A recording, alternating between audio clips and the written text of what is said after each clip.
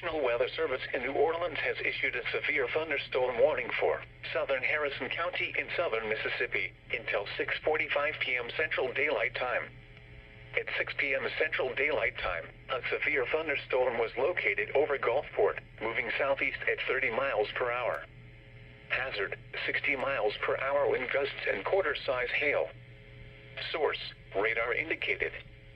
Impact, hail damage to vehicles is expected. Expect wind damage to roofs, siding, and trees.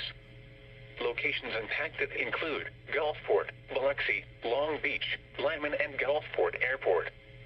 This includes Interstate 10 in Mississippi between mile markers 26 and 40. For your protection, move to an interior room on the lowest floor of a building. Repeating, a severe thunderstorm warning has been issued until 6:45 p.m. Central Daylight Time for the following county: Harrison, Mississippi.